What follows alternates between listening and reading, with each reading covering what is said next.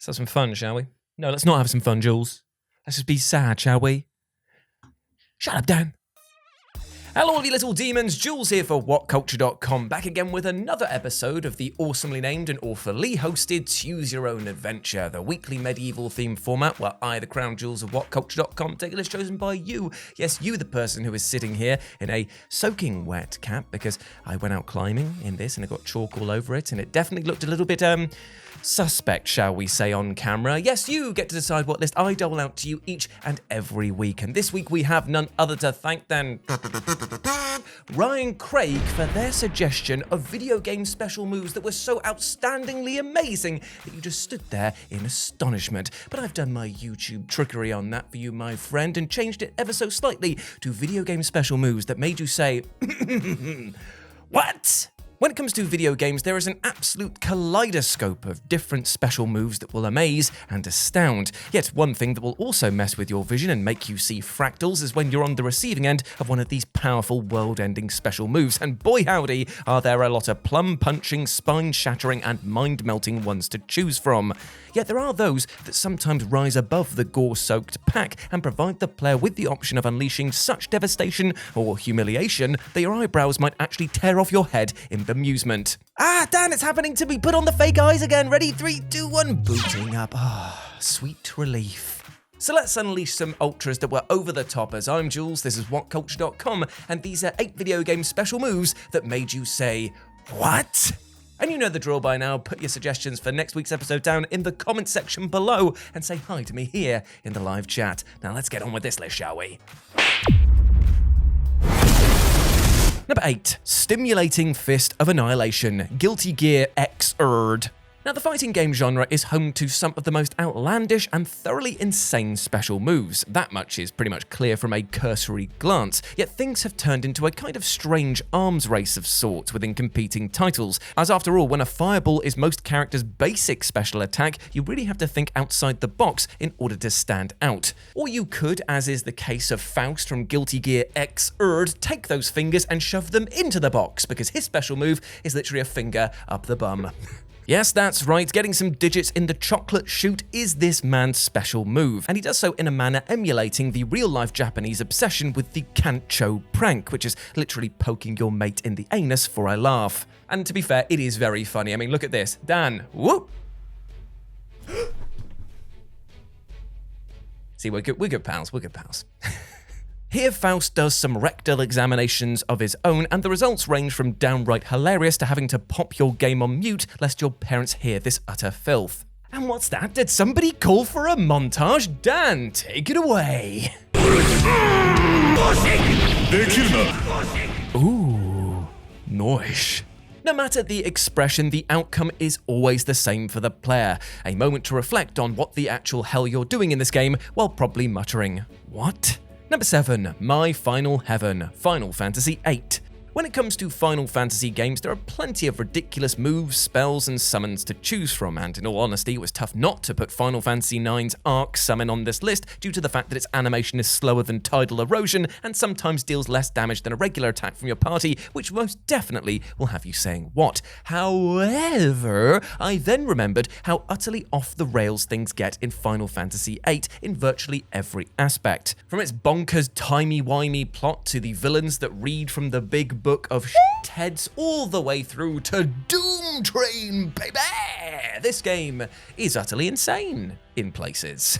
Yet today I want to talk about my main man who should act as the poster boy for never ever ever getting a face tattoo, Zell, and his ridiculous special move, My Final Heaven. You see, Zell's limit break allows the player to enter into a one-on-one fighting minigame, and depending on what combos you input, you'll see our spiky-headed fool drop massive heel kicks, flurries of punches, and headbutts that will rock the bones of your enemies. In addition, the more combos that you put in, the higher the chance of unleashing more powerful attacks, the ultimate of which being My Final Heaven. Summoning all of his power, Zell rushes towards his enemy only to completely bypass them and zoom off into the distance. We then cut to Zell running around the entire globe only to come back and land a single punch on his opponent.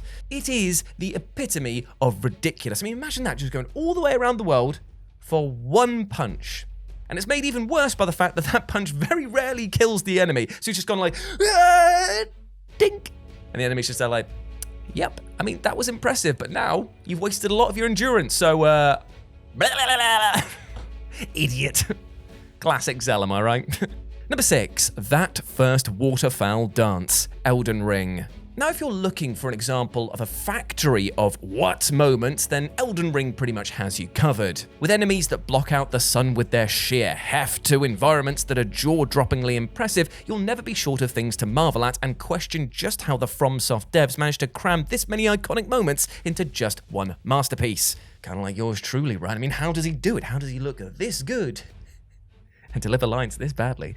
That being said, a rather large portion of incredulous expressions also came from the game utterly battering you like you're a cod in a fish and chip shop, as nothing is going to make you exhale like you've had your balls punched up through you, quite like being utterly embarrassed by one of the many, many tough as nails enemies in this game. And let's face it, we all likely had to quietly rethink our lives a little when Melania decided to rock up and do that first waterfowl dance, that super combo chain that just leaves you saying, okay, cool.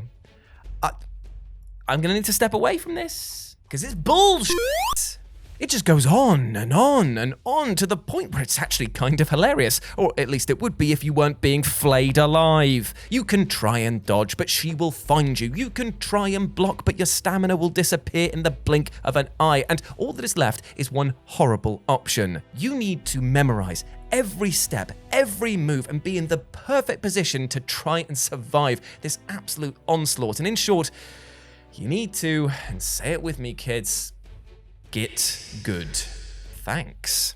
Number 5, beautiful memory, Darkstalkers. Of all of the underrated fighting games out there, Darkstalkers is utter royalty, weirdly making it the most celebrated game that you've likely never played. Yet, you'd be an utter oxymoron, which is Welsh for carrot, by the way. See, this is educational as well, these shows. If you passed up on the opportunity to play the original, because as fighting games go, this is both fantastically strange and brilliantly engaging in equal measure. And the character roster is utterly insane to boot, allowing you to play as mammoth mummies, voluptuous vampires, whatever the hell Lord Raptor is meant to be, and of course, BB Hood, a Red Riding Hood facsimile with some utterly brutal moves at her disposal. From whipping out a rocket launcher to utterly bricking you with a picnic basket to just shooting you point blank with an Uzi, it is hilarious to see the contrast between her sweet exterior and the violent side that is just underneath. Yet of all her special moves, none will make you question life itself more than beautiful memory, in which she reminisces about dear old departed grandmama, and it causes her to cry so much. Now, normally you think to yourself, this probably isn't a good special move, crying, letting your opponent just punch you in the face, but she cries so much that she creates a puddle that she then proceeds to drown her opponent in.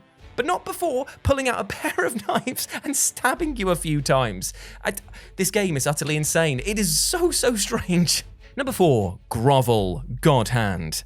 So God Hand, for those of you unlucky enough to have not played it, is a title that lets you race chihuahuas, fight a gorilla in a wrestling mask, and of course, kick people so hard in the balls that they die, making it both the best and weirdest experience that you can have on the PlayStation 2. It is a game that doesn't take anything seriously and is packed to the rafters with special moves that are outlandishly over the top and wince-inducingly painful looking. Yet of all the roulette special moves at your disposal, there is but one which will make you pull a face akin to when a crypto bro starts telling you that NFTs are definitely due for a comeback in 2024. For the record, it's this.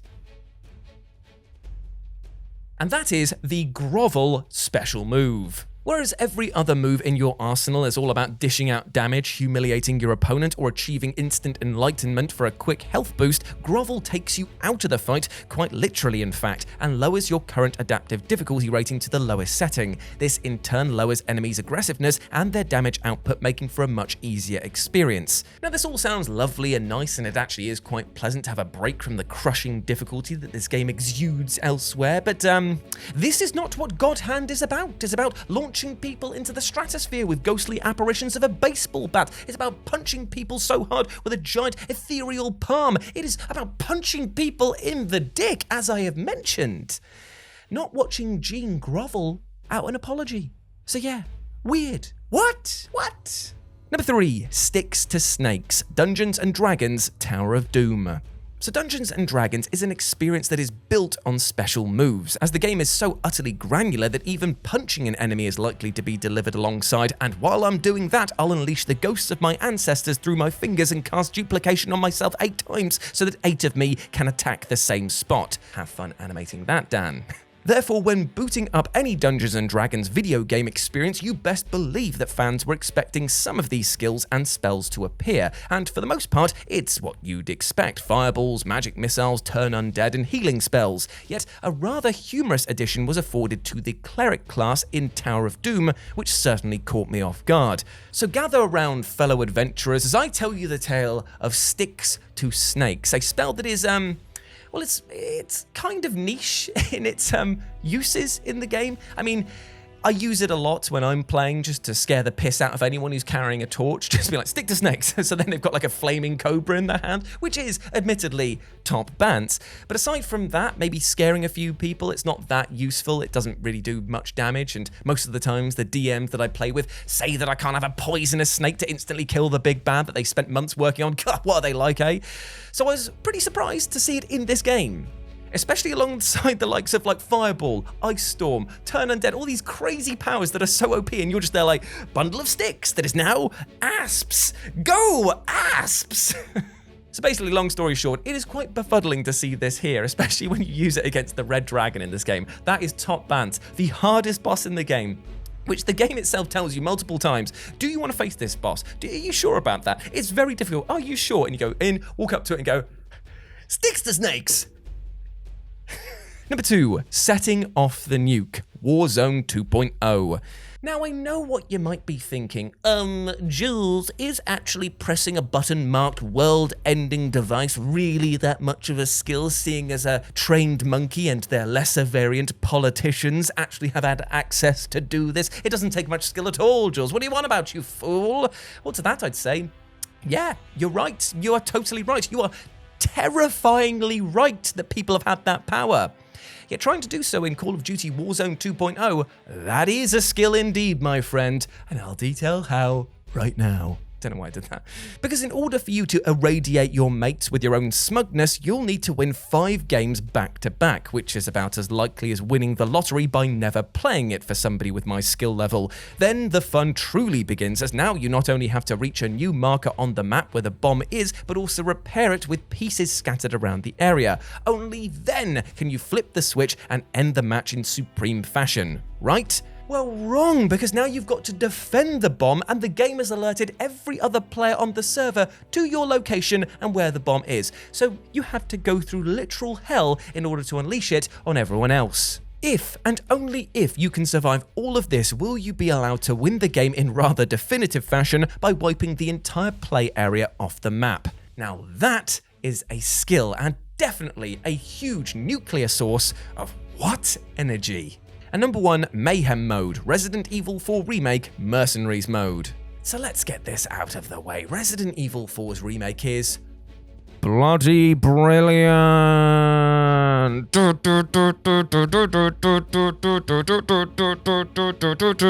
Mercenaries mode! It's stylish, it's got drum-skin-tight gameplay, and it is a title that has embraced what worked in the original while not being afraid to shave off some of the rougher edges. And while it was a little disappointing to hear that the Mercenaries mode wouldn't ship with the base game at launch, after running the game back-to-back, all it did was build anticipation for what was already one of my favourite modes ever to be introduced to the Resi series. And let me tell you, it bloody well delivers. It is so good.